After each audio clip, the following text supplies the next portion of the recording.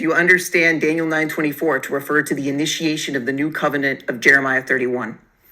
I see Daniel 9:24-27 as being the initiation of the new covenant within the timeline of what the new covenant is supposed to do at the time period that's supposed to be unraveled. It's not an issue. Other than your position on the chronology of the new covenant needing to be initiated before the destruction of the second temple in Daniel 9, can you show me anywhere else in the Tanakh where the new covenant is indicated to be initiated before the destruction of the second temple? I think one prophecy is good enough to show that. Okay, can we agree that Hosea chapter 3 verse 4 states that Israel will experience an exile for many years where we will not have a king or a sacrifice? Yeah. Do you believe that we are living in this state of exile today? Yeah. Can we both agree that Hosea chapter 3 verse 5 says that David their king, that this refers to the future Messianic king who will rule at the end of days, as the verse explicitly states? I think the David the king who is to come, who is it? Is the Messiah who will come. And Thank he you. came in the first century the way Daniel 9:24-27 came. Even though it says, can we agree that Hosea chapter 3 verse 5 gives us no indication that David their king, aka the son of Messiah, son of David, must come before the final exile that we find ourselves in today? Yehuda, there's more than one verse in the Bible. Yeah, so we need but to I'm let talking them about this communicate verse with each other, specifically. is what I'm saying. I'm talking about this verse specifically. These verses. Every verse is not exhaustive about every single thing. You have to line the passages I agree. up. Can we agree? I agree. Other than your position on the chronology of the new covenant needing to be initiated before the destruction of the second temple in Daniel 9, can you show me anywhere else in the Tanakh where the new covenant is indicated to be initiated before the destruction of the second temple? I think one prophecy is good enough to show that. I think one prophecy is good enough to show that. I think one prophecy is good enough to show that. Yehuda, there's more than one verse in the Bible.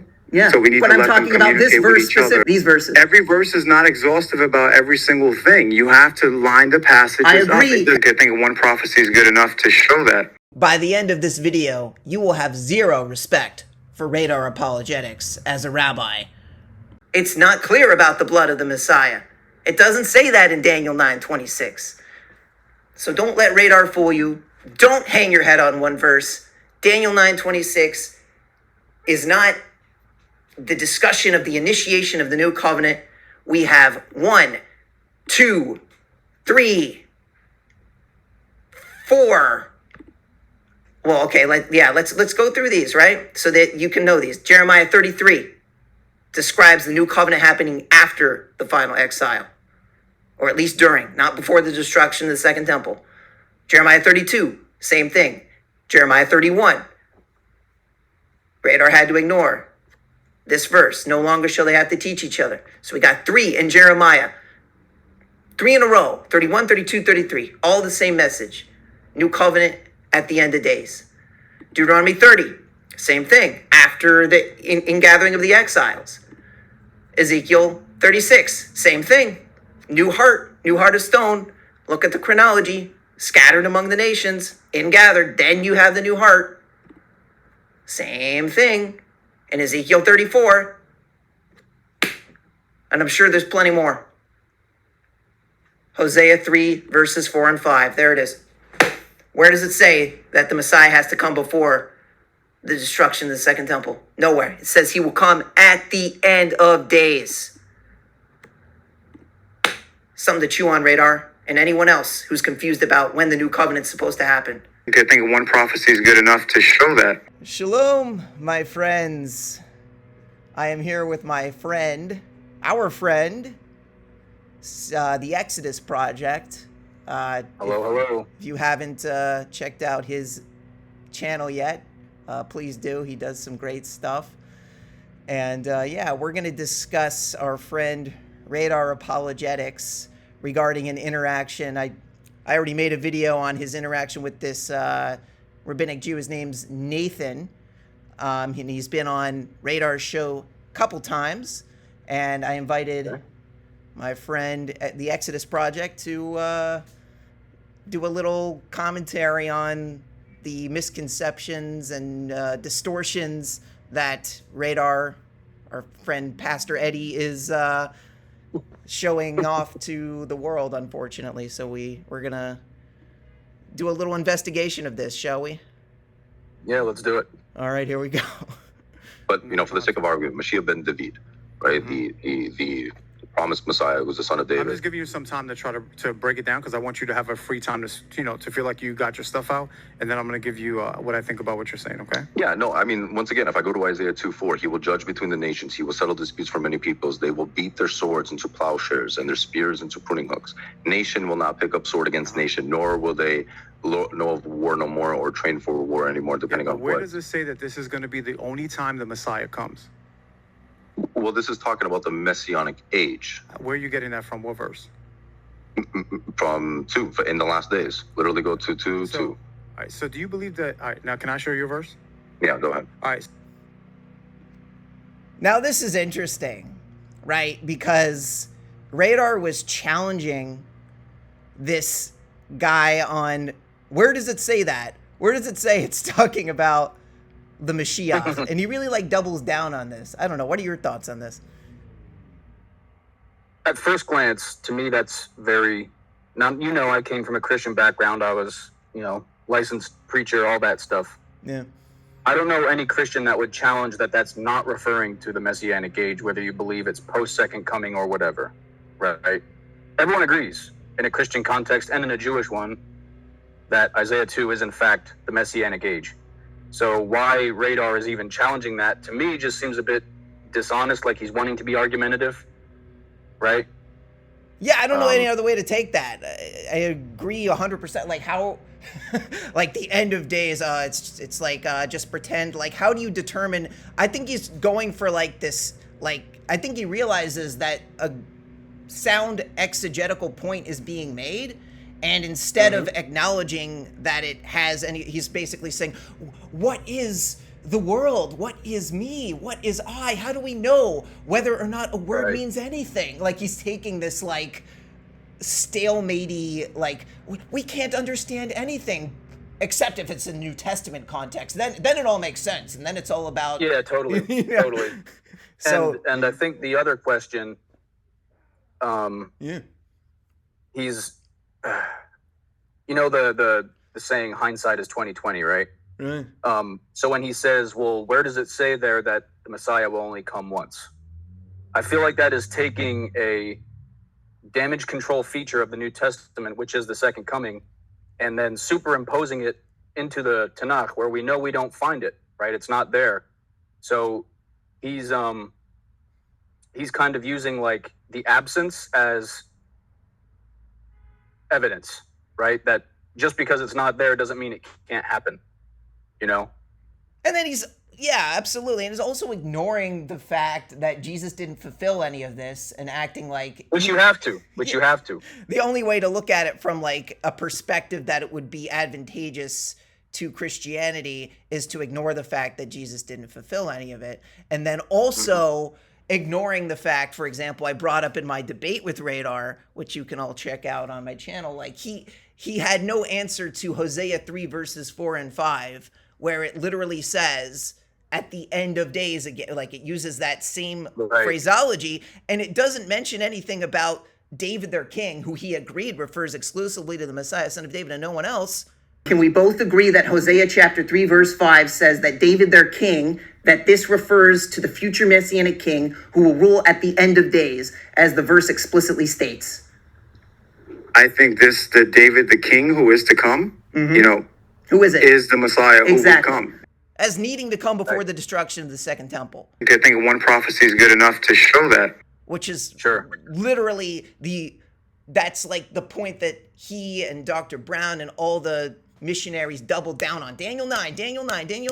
And they have no standard for determining which prophecies are exclusive to the Messiah, son of David, and no one else, versus generic, even prophecies like this, which like, it doesn't even make any sense to me why he would challenge the clear, like you said. Anyway, let's keep going and we'll see what we glean. So you said that Mashiach is a symbol that you said about Mashiach only coming once. Do you believe that the symbol of the Messiah is the branch? Meaning even the branch of Jesse? Is that what you're talking about? Do you believe branch is the name for the Messiah? Well, he's called the branch. I don't know if you would call him a name, but he is described as the branch of Jesse, that the branch would come out of, Jesse or David. Let me get this passage for you. Sure.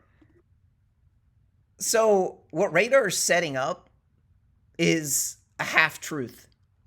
Courtney did this to me in my debate against her, where she was arguing that, like, well, rabbis claim that because the word semach has this messianic implication, that it must be exclusively about the Messiah, son of David.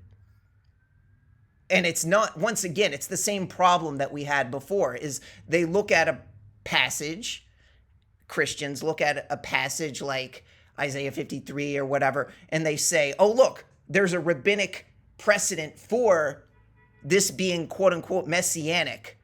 But what they ignore is that there's also a precedent for it being referring to, for in this case, Zerubbabel. Oh, sure. Yeah. If I may, real quick, Yeah. we know from the writings of Solomon, there's nothing new under the sun, right? And the Tanakh really runs with that. You have contemporary context, like in Isaiah. For example, the first few chapters of Isaiah, all of those things could relate and do relate and are, descriptions of Hezekiah, the greatest Davidic king, right? But they also have their messianic contexts, where you're using Hezekiah and the things that went on in Hezekiah's day to say, like, hey, there's nothing new under the sun. These same things, if you have a knowledge of this, you'll understand what's going to happen at the end of days also. Right. Right? So with the context you're speaking on Zechariah here, the branch, of course, meaning that he's a descendant of David. He never sits as king, but he's the governor at the time, Zerubbabel. And it's actually very clear. It's very clear in Zechariah's context that he's speaking of Zerubbabel. Oh, yeah. Right? Because all the other figures mentioned, like Yehoshua ben Yehotzadok, and all these are mentioned by name. And Zechariah is telling these figures that are already in the land, we need to purify you for when the branch comes. And it's very clearly Zerubbabel who then builds the temple, right? Because what would they need to be purified for unless they're going to reinstitute their temple service? Exactly. Exactly. So we basically covered all the building the temple, for example, which Radar is going to bring up. We basically covered every point. Like, it's really funny because Radar Apologetics and I, before our debate, wanted to discuss the topic of, the priestly Messiah, whatever. And he brings up these points that you referenced in Zechariah 6, where that Semach will build the temple. And he brings all these points up with this guy, Nathan, but he wouldn't touch that in the debate with me. Why? Because I exactly what you said. I use that same argument to emphasize what is the role of the branch, right? If you're going to say that the branch in Zechariah is only exclusive to the Messiah, then what temple did Jesus build? And what's very interesting is he doesn't call him David there. In other messianic contexts, the Mashiach, if we can call him that, is often referenced as David, their king. Exactly. But there he's only called the branch, right? Right, and can think of it there's logically. There's tons of branches on a tree. Yeah, exactly. Meaning that this is a descendant of David that's just coming to do something. It doesn't even necessarily mean that he is the end-all messianic figure, right? It has that contextual, application in a more generic sense, but it is not exclusive to the Messiah, son of David, especially in the context that Radar is going to bring up. So we can go into more detail in that. Zechariah 3:8-10. Because I think my point is that you had to do some interpretation there, right? Would you agree with that? It doesn't plainly say Messiah is going to come once and then there's going to be peace inside the whole world, right? All it says that in the last days, there will be peace at the culmination of whatever this age is, right? And you agree that a name of the Messiah, a type of the Messiah, is the branch. Look what it says here. Now listen, Joshua the high priest, you and your friends who are sitting in front of you, indeed there are men who are a symbol. For behold, I'm going to bring in my servant, the branch. Do you believe this is talking about Mashiach? It could, yeah, definitely. 100%. Could, or is branch a name for the Mashiach? Yeah, I mean, in this context, with this Ezekiel. According to the Masorah, is branch, which Masorah means tradition. According to the tradition of the Jewish people, according to Chazal, the sages, is branch a unanimous name for the Mashiach? Yes, it is. Okay.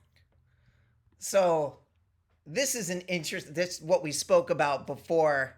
I think initially I think his name's Nathan, who Radar was speaking with, the guy who was saying like, oh, it could refer to the the branch, Mashiach, right? He was saying like, yeah, it could.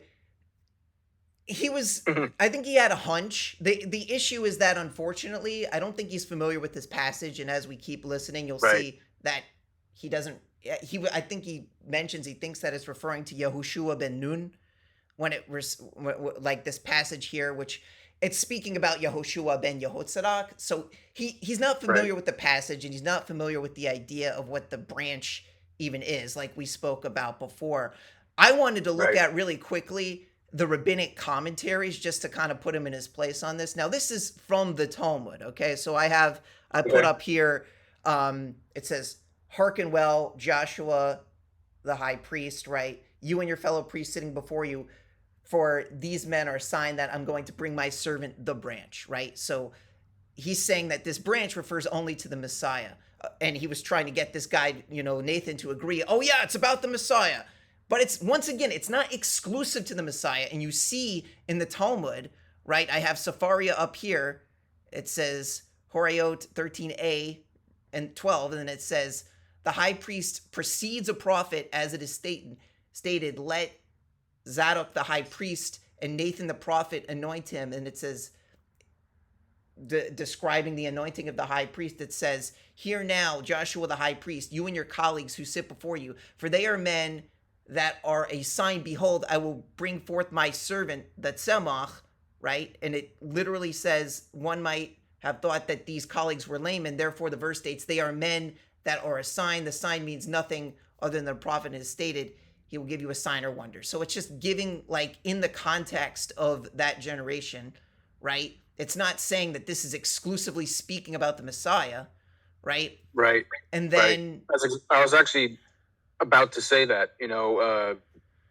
Radar is, I think it's purposeful, of course, but he's purposefully ignoring the contemporary context here, right? Right. A lot of your early chapters in Zechariah are very, the context is extremely contemporary. I mean, you have a whole ecstatic vision in the 3rd chapter of Yehoshua ben Yehotzadak before the divine court, right? So much of the early chapters in Zechariah have this contemporary context that even if both were to agree, yes, this is exclusive to the Messiah, how could it be? Because that would mean the Messiah came at the beginning of the Second Temple, right? Right.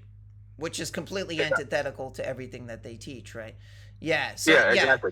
Yeah, and it even says in another passage, it says, men worthy of a miracle. It says, discussing this more in Sanhedrin 93a in the Gemara, Rabbi Eliezer, it says the rabbis say, describing the times like that were contemporary to the beginning of the Second Temple, where it says, who are the people who had performed a wonder in that generation? You must say that it's Hananiah, Mishael, and Azariah, who were in the book of Daniel. So that's the 3 boys in the furnace. Yeah, exactly. Which is not describing the end of the Second Temple period. It's describing the beginning of, say, like even prior. So the exilic period. Exactly. Right. It's completely out of, it's not the full truth what Radar is giving here. And you can see through the sources, Rashi, for example, of course, people don't, maybe it's not the most early source that people are looking for, but he relates it specifically to Zerubbabel, right? You see plenty of commentaries where it says Zechariah, who apparently was one of these who immigrated with Zerubbabel to the land of Israel, right? It says Yehoshua and the high priest Zerubbabel. Well, and this is all over the rabbinic commentaries, like I said, in the Rashi, in all over the place. And the thing is, you don't even have to go to the Rashi to prove that this is about that, because I mean, it reads very simply, actually. If you just sit down and read it. Right. I brought this. Yeah. Sorry, what were you saying? I think it's actually one of the prophetic books in that area, especially, that kind of reads like, Sefer Yehoshua or Sefer Shoftim, right? It's it's kind of like you just sit down and read it, and it makes sense, rather than being extremely poetic in this portion of the book of Zechariah, right? So you can, if you have half a brain in your head, you can sit down and read it and really get what it's talking about and understand that it's contemporary, you know? Right. Yeah. So the Talmud says it, Rashi says it. It's so if you look at the verse itself, it says, for the mark, this is the next verse, for the mark is well that this stone I placed before Joshua, a single stone with 7 eyes. I will execute its engraving, declares the Lord of hosts, and I will remove that country's guilt in a single day, right? So Christians obviously believe this is only speaking about Jesus. They obsess on the stone. I had a debate with Courtney Smith about this, biblical apologetics, and she obsessed on the stone. What I brought up in that debate was, I said, I don't even have to bring up the rabbis to prove the parallel here. I can go to the next chapter, Zechariah chapter 4, and you can see it says in Zechariah chapter 4, verses 9 and 10, Zerubbabel's hands have founded this house, and Zerubbabel's hands shall complete it.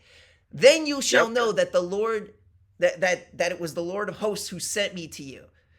Does anyone scorn a day of small beginnings when they see the stone of distinction in the hand of Zerubbabel? They shall rejoice. Those 7 are the eyes of God ranging over the whole earth. Put that side by side, Zechariah 4:10, with Zechariah 3:9, with the 7 eyes in the stone, which Christians obsess over, right? Referring to only Jesus.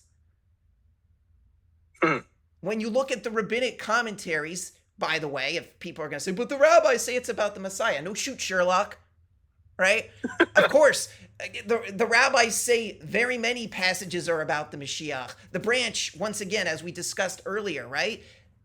As you eloquently put, right? A branch isn't one, it has many, sprouts that come up. You can argue that the Mashiach will be one of those sprouts. Of course, that's what it means when we say the rabbis say it's about the Mashiach. But this is not. It's really saying it's. Yeah. In the most basic context, it's saying that this is Jesse's family tree, right? Yes. Jesse's the progenitor, and everything comes from him. That's a perfect segue. As far as I know, a tree doesn't just grow straight up with no branches. Right, exactly. That's the metaphor being used. Like, even in modernity, you have a family tree, some people on their wall, right? Exactly. It's a very relevant and metaphor that's kind of in the front of all of our minds, Right. And furthermore, another point I would like to make, because you're talking about this eisegetical understanding of the stone with 7 eyes, and in the 5th century or 4th century BCE, when the Anshe Knesset Hagadola was putting together, compiling Zechariah and all this, right? Right, Ezra and Nehemiah, who are understood to be a part of that. Would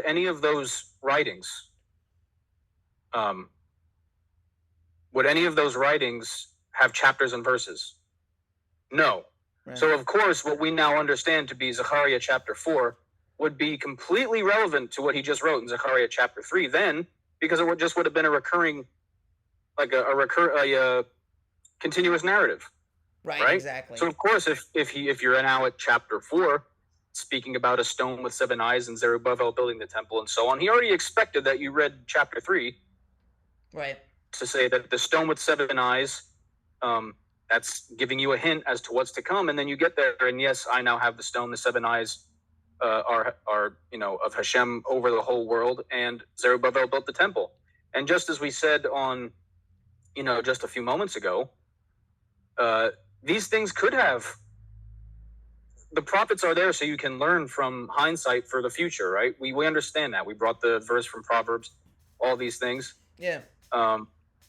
So of course there's a Messianic context. I know you like to concede that, and that's a good point, that of course the Tanakh, the culmination is the Messianic age, so everything is in a way Messianic, right? Because you need to learn from this to get to the end game.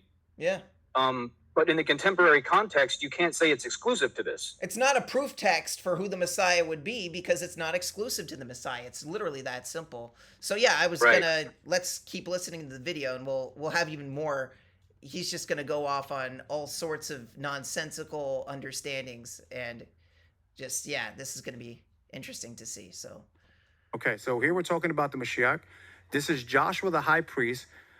Zechariah seen a vision is saying that Joshua the high priest, you and your friends, they are a symbol for the branch. Okay. Now, what is Joshua? Is he a king or is he a priest? Joshua's not a king. Are we talking about Joshua the Novi? Joshua the high priest. Then, Oh yeah, well, I mean, yeah. yeah, Joshua's the son of Jehoshaphat. Nun, right? No, Joshua. We're in the book of Zechariah. Oh, okay. The son of Jehoshaphat, the high priest. Is he a king or is he a priest? Well, it's not In Jehoshaphat this context, either. he would be a priest, right? How is a priest a symbol of the Mashiach to come? Branch, for I'm going to serve the branch. Behold, for I don't know. I don't have an answer. This is why you missed two comings of the Messiah. listen to God logic there. I'll listen to anything you say, Radar, even if it makes no sense. Oh, gotta love it, right? So this is the nonsensical, fantastical silliness that Radar is bringing to the table, that ignoramus is like God logic. He moderated the debate, and he like, this is the thing, is like, it's like the blind leading the blind here, right? You have, of course. like, we just I think debunked- it's more of the dishonest leading the blind. yeah, I mean, Because I think, yeah. I mean, I'll just say it. I don't really care. He can call me out if he wants to. But I think he knows like where he's playing this sleight of hand trick, right? Mhm. Just like him being argumentative at the beginning of the video. Right. Like he knows that his Christian compatriots don't know the book of Zechariah either, right? Yeah. So he's trying to sound profound, you know? Right. And this was unfortunate too, because clearly Nathan, the individual here, was not familiar with this passage, and Radar is completely exploiting this as an opportunity to say something completely nonsensical. This is why you don't understand the two comings of the Messiah, right? Where clearly, like, he's basic, like, you see he's building this house of phantom cards. He doesn't even have the cards. He just has this like impossible blueprint where he's saying, oh, look, the branch is the Messiah, right? Oh, yeah, I guess, sure, whatever. Okay, so since you say the branch is the Messiah, what is the symbol? What does this mean? How can a high priest, and you'll see, we're going to get into the absurd typology. See, all you have to do to debunk these Christian arguments is show another person who fits it better than Jesus. That's how you debunk any typological argument. Oh, it's a type. Oh, why is there a priest wearing a crown? How do you understand this? It can only refer to a priestly king. Oh, you mean like the Hasmonean kings who lived during the time of, the Maccabees, right? Who literally were Levitical priests who wore crowns? That's a better explanation of a typological understanding of what Radar is about to speak about on Zechariah chapter 6, right? Like, right. Why would a king or a priest be wearing a crown? How do you explain that? The only answer is Jesus. What? Like, that is the level of sophomoric idiocy that Radar brings to the table. And all you have to do is have a simple understanding of not only what rabbinic Judaism teaches on this, that it's not exclusively speaking about the Messiah when it speaks about the branch in Zechariah 3:8, but also just what we did. We exegeted the passage. We showed the stone with the 7 eyes is literally paralleled beautifully with what Zerubbabel did, building the temple. He will always fit better than Jesus, considering the fact that he actually built the temple. You can say it has a future messianic context, wonderful. But don't you dare ever tell me that Jesus fulfills Zechariah 3:8 or Zechariah 3:9 or Zechariah 4 where it describe 4:9 and 4:10, where it literally says Zerubbabel. All right. Okay, I'm gonna show you. okay, go ahead. Let me help if I can, please. And I appreciate Yeah, your go time. ahead, go I really ahead. do, brother. I really do. I appreciate your time. So check this out. In Zechariah 6:11, do you know who the final ruler was in this time period of Galut in exile? Are you familiar with this passage? No, not this one. Not off the top. No. This brother, is my no. friend Jason Casper, one of his favorite books to read, I think. But look at what we have here, right? The word of the Lord also came to me saying, take an offering from the exiles. So we're in Galut. This is exile. And you go the same day and enter the house of Josiah, the son of Zephaniah, where they have arrived from Babylon. This is the return of the people. Then it says, take silver and gold, make an ornate crown, and set it on the head of Joshua, the son of Jehozadak, the high priest. Why is the high priest wearing a crown? Who's a symbol of the Messiah to come? Well, I would say that the high priest, the Kohanim, right? I'm not quite sure if I don't remember, from Leviticus, whether they have part of their garments where they're wearing some sort of crown attire. But I don't think it's like the same as a melech, as a king from Judah. They don't wear crowns. They wear the turban, and then they have a plate in front of it, which is where we get, it's called the seats. This is where we get seat, the fringes from. Seat is, according to the rabbis, is a little seats, because all of Israel can't be priests. So this word crown upon him is very interesting, right? I know you said you know a little bit of Hebrew, right? You know a little bit, right? Yeah, just in terms of biblical terms, not okay. fluent. No, that's fine. I'm not fluent either. What's this word here? I can't read it. What does it say? I'll make it bigger. This is atarot. What's interesting about this atarot? See, it says crown in the singular here. Right. But atarot, bano, this is like plural. Yeah, you're getting pluralities. What plural crowns does Zechariah wear on his head as a symbol of the Messiah to come?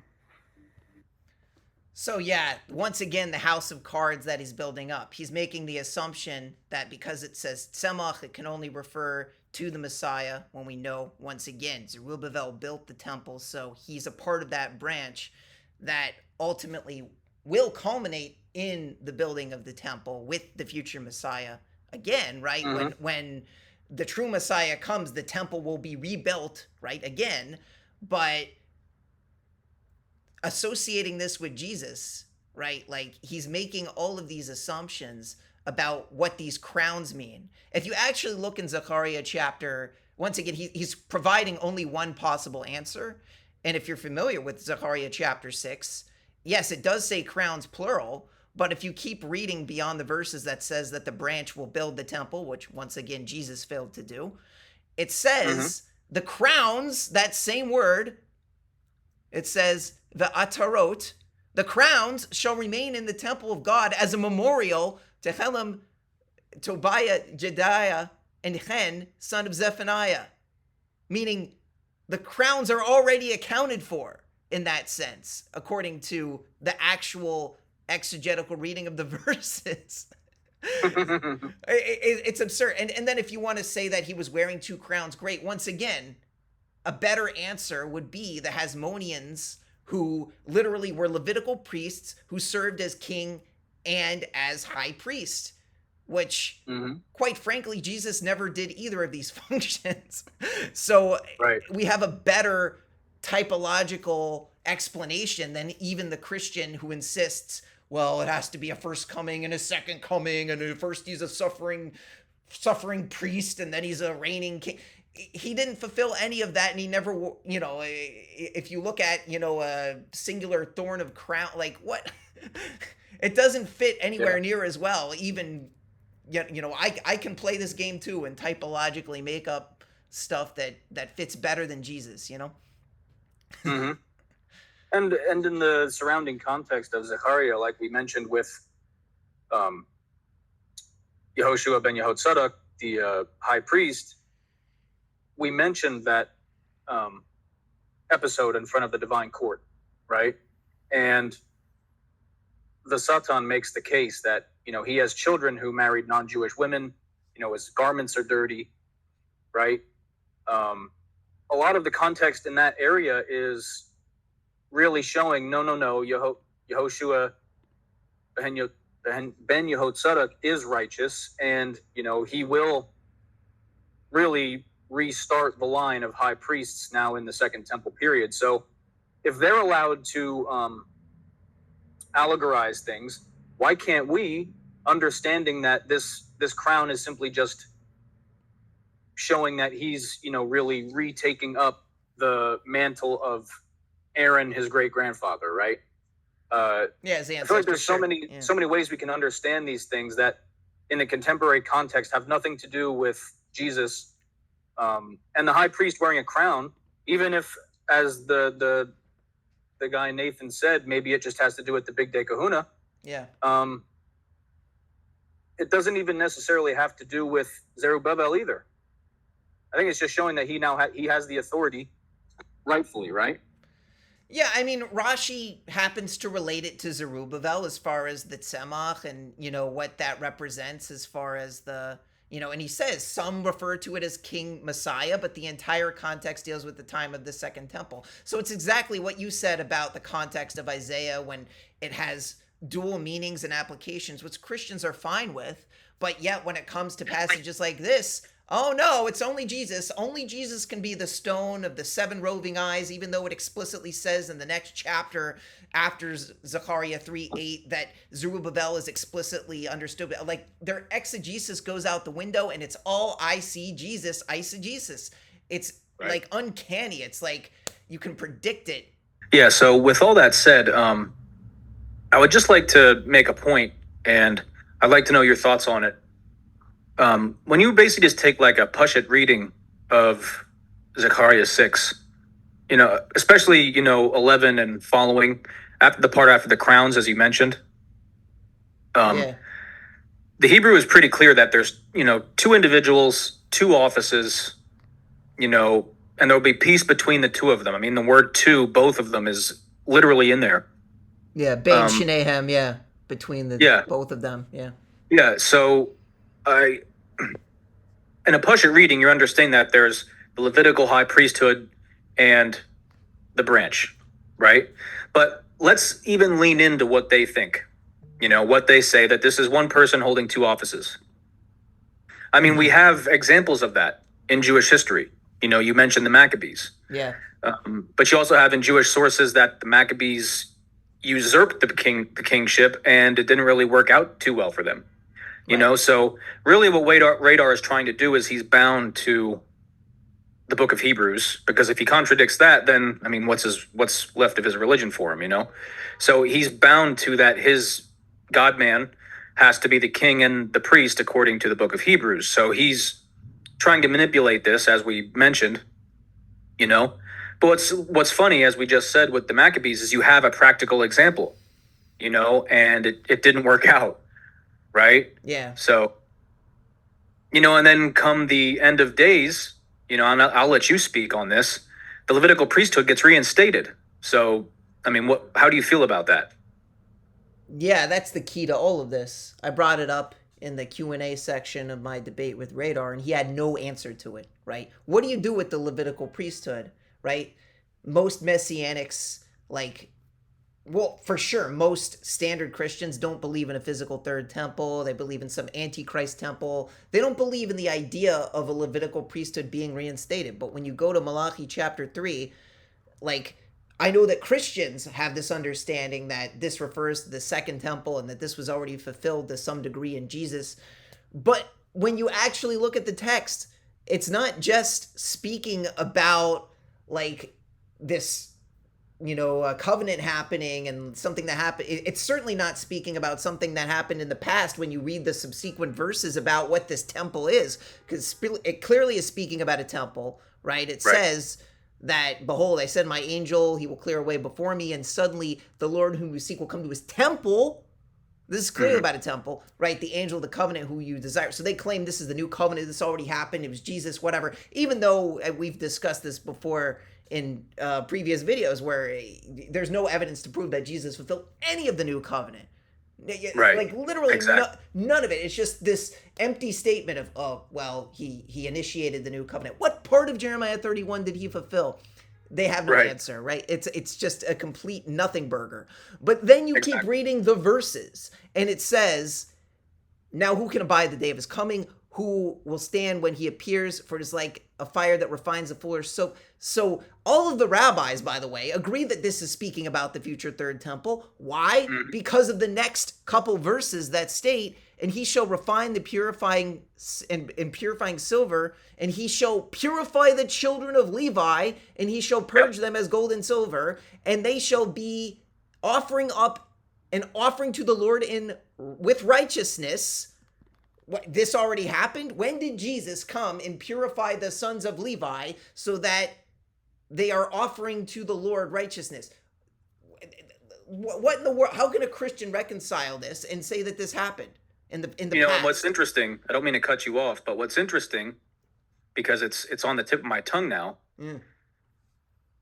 the whole point of what he was going at is you don't put a crown on a priest. But what did you just quote there from Malachi?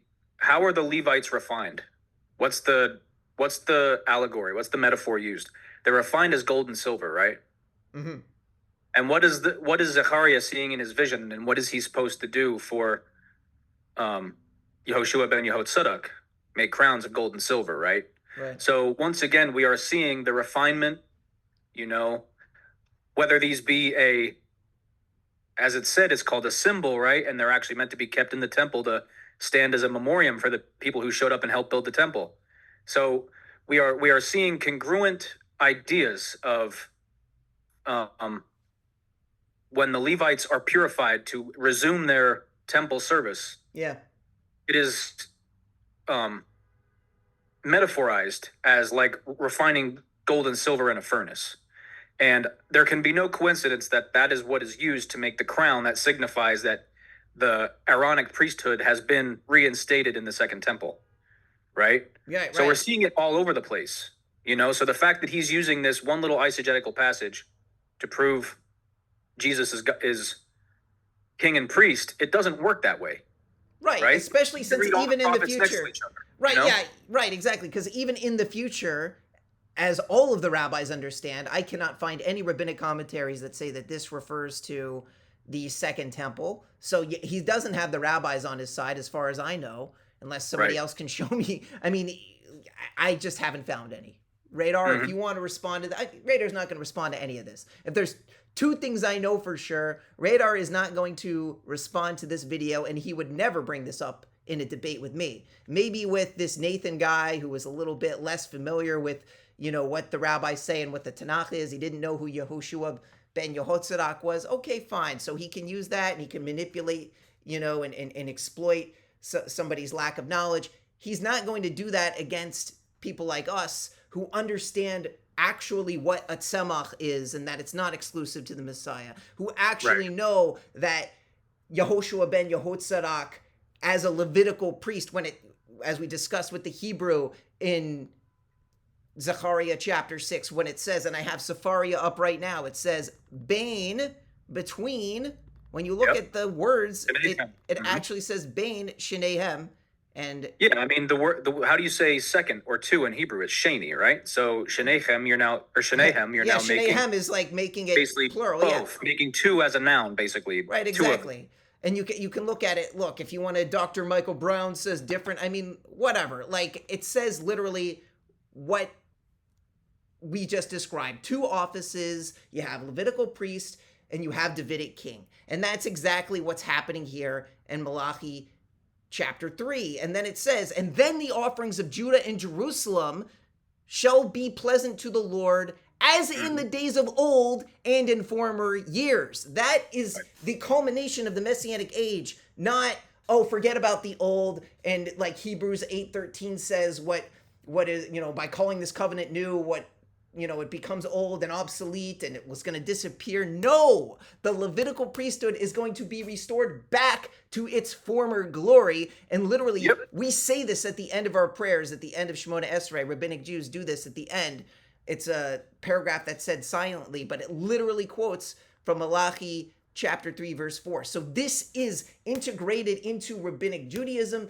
It's a consensus that this is what the future Messianic age is going to be, is the reinstatement of the Levitical priesthood. Yes, it's under the kingship of the Messiah, but it does not do away with the office of the Levitical priesthood, as Radar is heavily implying when he tries to argue that the office of king and priest is subsumed into one person who he claims Jesus is. Right. He has nothing to say, and we discussed this before in the debate. He literally has no answer to this. When the third temple is built and they do the first sacrifice, what will happen when the presence of Hashem does not come? Well, the idea is that it says in the Tanakh that God will be, validating the third temple. I read it over and over again in Isaiah chapter 56, verse 7, where it says that all the nations will come. So that's just not going to be a thing. It says that this is going to happen. You know, I showed in Malachi chapter 3, verses 3 through 4. I didn't get a chance to ask Radar because we ran out of time, but it's talking about a prophecy that the Levitical priests will offer sacrifices up in righteousness just like the days of old, which proves that in the past, contrary to Hebrews 10:4, that says it's impossible for the blood of animals to take away sins, literally it says in Isaiah 56 verse 7 that we're going to be doing the sacrifices again with animals, not with Jesus' blood, and that it will be pleasing to the Lord. And it's, but once again, validated Malachi chapter 3, which I understand to be about the future third temple. Jesus didn't fulfill any of this. So that's simply a messianic prophecy that Jesus didn't fulfill. All right. Would you like to say something about that really quick, Rabbi? No.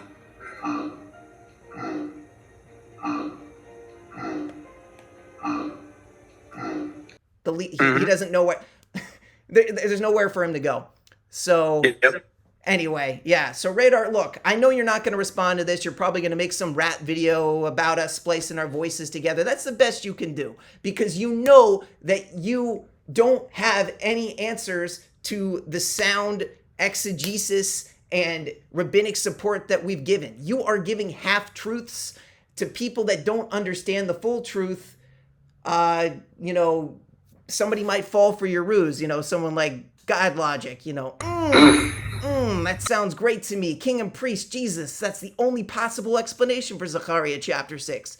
But to people who actually know what's going on, this is what's up. Mm-hmm. No chicken nuggets here. We're showing the actual full truth. This is what the Messianic era is about. And exegetically, according to the rabbis, according to the Tanach, you don't need the rabbis to prove any of this, but they happen to co-sign all of it. Right. That's that's the plain reading. Yeah. You know, we are going by the plain reading, and we understand that there are commentaries. You know, there are rabbinic opinions, right?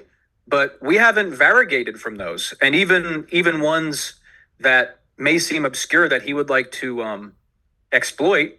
We've touched on those too, and showed that even in the, you know, case where this may be just talking about one person, it could easily apply to the Maccabees, and such a example didn't work out, and it was displeasing to Hashem, also found in the Jewish literature, right?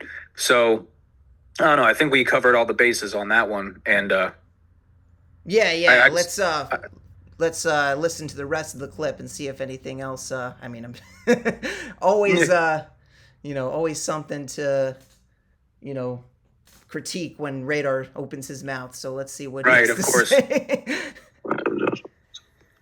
I'm not sure. I don't have an answer. It is the crown of kingship and priesthood. I'll make it bigger. This is atarot. What's interesting about this atarot? See, it says crown in the singular here, but atarot, bano, this is like plural. Yeah, you're getting pluralities. What plural crowns does Zechariah wear in his head as a symbol of the Messiah to come? That's it. I'm not sure. I don't have an answer.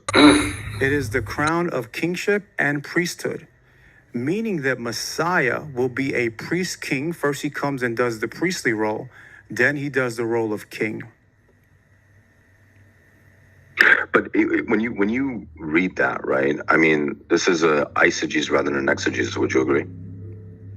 Because it's not if you're using the words they're supposed to be. I mean, if you use the words that they're supposed to be, it's like we just said, right? It literally says, and you can go on Zechariah, it says Bain Shneihem, between the two. What's very eisegetical about it is he ignored, first of all, it doesn't say how many crowns, right? It says plural, and then it says that other crowns are given in memorial. No, it does of course say plural, but if you look at verse 14, it says that they're there to memorialize 5 different people. So or 4 different people. So who's to say there's not 4 crowns? Right, exactly. He's assuming there's only one possible explanation, and that the crowns are only referring to Yehoshua ben Yehotzadok, and that somehow this eisegetically implies that the only possible explanation is, well, Jesus is a priest king, and of course, like we said before, it can just as easily apply to the Hasmoneans. And as I said before, with the silver and gold, these could be visible representations of the cleansing, right, in Malachi 3, you were describing. Yes, before, the cleansing of the Levitical priesthood at the outset of the Second Temple, right? And that's why they're... this would be in the future Third Temple, right? When it's speaking about in Malachi 3, where it says that, like, if you want to apply, like, this idea of... Right, of course. Yeah. But what I'm saying is, like we said, you can look at like we mentioned in Isaiah, right? You can look at a passage, you take something that's going on in the present, and it also applies. Exactly. You learn from it for the future, right? Exactly. So, the exact same concept. Right, I see, yeah.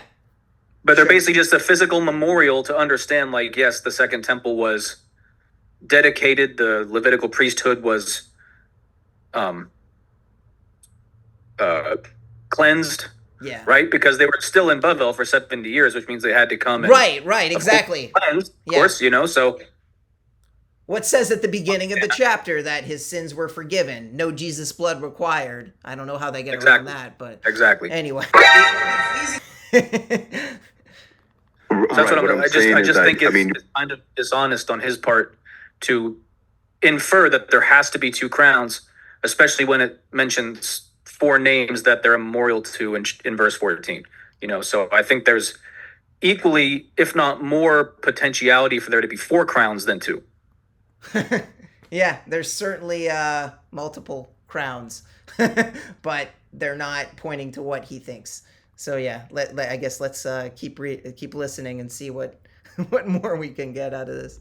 What you're doing is you're also, and I mean this with respect, I'm not even trying to attack you, but I'm saying, like, the same way where I, right now in Isaiah 2, when I'm telling you this is Messiah, I mean, would you also, in all fairness, say that you're also injecting that there's 2 different separations, 2 different comings of the Messiah? The difference is, you're saying Acharit Hayamim is the Messianic age, right? I'm saying you got to prove that from the text. And I'm just showing you that you have to do some interpretation, right? And you have no basis in making that interpretation. You say, oh, we just understand that this is the Messianic age. Acharit Hayamim, end of age, this is peace, Messiah's going to come. But you're not exegeting the text. You're not exegeting the text, but for some reason, crowns on Yehoshua ben Yehotzadok means that it only refers to Yeshua, like the one that he thinks is like... What a double standard. Yeah, it's absurd, right? He agrees. Like, that's the funny thing, when you bring up David their king at the end of days, he agrees. Why do we agree in Hosea 3:5, right, in the debate that we did? Why does he agree with that? Oh, but somehow Isaiah 53, even though there is no mention of a king or a Davidic connection explicitly in the text, exegetically, right, somehow that's only about the Messiah. There's no mention. It's not even mentioned. I don't even think it's, what standard is he using? And that's the issue with all of this, is that Christianity has no way of determining what passages that are quote unquote Messianic are exclusive to the Messiah, son of David, and no one else. That is the main weakness and the main theme that we're getting from this. They do not have a standard. Right. I actually think you could easily bring up to, he's saying that requires some interpretation. But as you mentioned, Hosea, who was a contemporary of Isaiah, when in that chapter you mentioned, Hosea 3, verse 5, when he uses that exact word, the Acharet Hayomim, he's very explicit that, 1, it's the end of days, and 2, it's the ushering in of the Messianic era. Exactly. That is the way that you could exegete the idea that you have a parallel passage Right. that uses, the end of days, Acharit Hayamim, in that same way, and it associates it with the coming of the Messiah, son of David. But when you look at the previous verse in Hosea 3:4, it doesn't say, David their king, is going to come and you're going to miss him. And it literally says the opposite. It says, Israel will go many days without a king, without a sacrifice, without a prince. The Christians say the opposite. You have your king, you just missed him. It was there, you just missed the sacrifice. You missed it. If you exegete the passage, which Radar agreed in our previous debate is exclusively speaking about the Messiah, son of David, right? I think the David, the king who is to come, Who is it? is the Messiah who will come. And then he goes and says, there is only more than one verse in the Bible. Yehuda, there's more than one verse in the Bible. Yeah, So we need but to I'm let them talking about this communicate verse with each other, specifically. is what I'm saying. I'm talking about this verse So, specifically. These verses. Every verse is not exhaustive about every single thing. You have to line the passages I agree. up. But then he hangs his hat on Daniel 9, claiming that this is the only possible interpretation of this quote-unquote Mashiach, when nowhere else in the Hebrew Bible is the word Mashiach in Hebrew used in that way to exclusively refer to the Messiah, son of David, and no one else. I think one prophecy is good enough to show that. Exactly. So yeah, and that final point, and then we can continue on with the clip because I'm going to get too off on a tangent.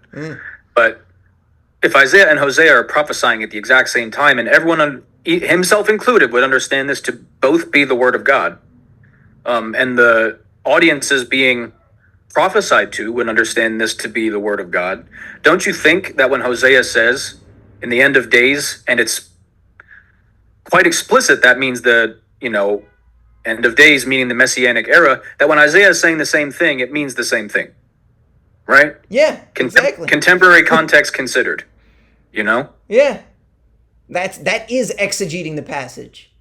So yeah, that gives context and more support to what we already know. And just adds credence to that. You need to read the prophets congruently, right? Do you know what I mean? Because realistically, they're all basically saying the same thing. Yeah, exactly. That's how we know. Because that is an explicit reference that the end of days is intimately connected to that Davidic king. So, yeah. Anyway, yeah, great stuff. So let's finish this up. I'm exegeting the text, right? The passage clearly says that this priest is a symbol of the branch, and you agree with my interpretation that the branch is the Messiah. So Zechariah, a priest, is a symbol of the Messiah. And the high priest, Joshua, gets 2 crowns, gets multiple crowns put on his head. How many crowns does Am Yisrael have? Is there another office that you know about that has crowns or a diadem that would be on the head of the I would assume it's assumptive that it would be one. Well, no, But obviously here you're talking about a plurality. I'm looking at the Hebrew. Yeah, that's what I'm saying. Like here, I'm saying it's assumptive it would be one. I'm saying here it's So what I'm saying to you is, and look, spend time with the passage. If you haven't looked at this, spend time with it. But I'm saying that the passage clearly tells us that the high priest is a symbol of the branch. You agreed it's the Messiah. I'm saying that Joshua, the high priest, gets 2 crowns put on his head. Do you know who the ruler, the governor at this time was? Zerubbabel. He never gets a crown. No, I don't. He never gets the crown. Zerubbabel never gets a crown. The crown is this. It's the unification of the roles of the Mashiach, the Messiah, and priest and king. It's plainly reading in the passage, right? So spend time with that passage. It's all good. You said that... Wow. I'm glad we were able to go into detail to debunk all that nonsense.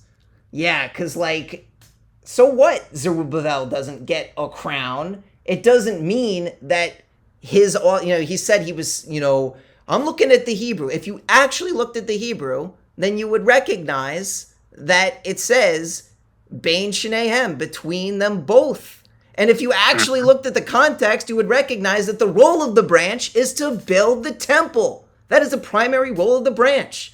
Whether or not Zerubbabel wore a crown makes no difference when you compare the role of Jesus, quote unquote, and his lack of building any sort of temple, lack of ruling as any sort of king, lack of doing anything related to what is described explicitly in Zechariah chapter 6. Zerubbabel wins every time, crown or no crown. Mm-hmm. Real quick, what does the word Zerubbabel mean? Seed of Babylon, Yeah. roughly. Interesting. Interesting. Yeah. Because it's funny, if you read 6:12, it says that the branch shall come out from the place where he is, and his name literally means he was seated in Babylon. And the beginning of the chapter where it gets into the crowns, and it says, receive these people from Babylon. Just another interesting word in there that I'm sure he's overlooking.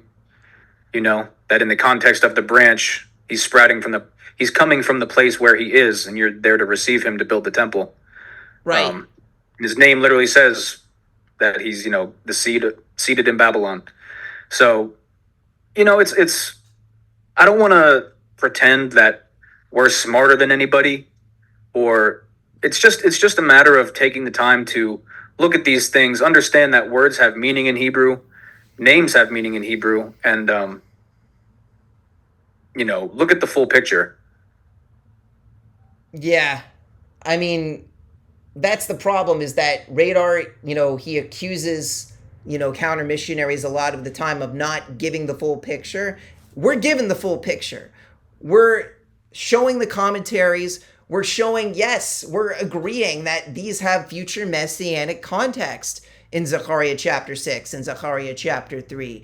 But you whining about Zerubbabel not wearing a crown when Zerubbabel was explicitly described as building the temple associated with the same 7 roving eyes that you were describing, that Radar was describing in Zechariah 3:8, that he claims can only refer to the Messiah when it says the branch, when we know that the rabbinic commentaries, the Rashi, and even, Talmudic writings give emphasis to the fact that it refers to Zerubbabel in the immediate context, and we don't even have to go to the rabbinic commentaries, because literally in Zechariah chapter 4, the next chapter, it gives that direct reference to Zerubbabel being associated with the stone, building the temple, building the house, and the 7 roving eyes.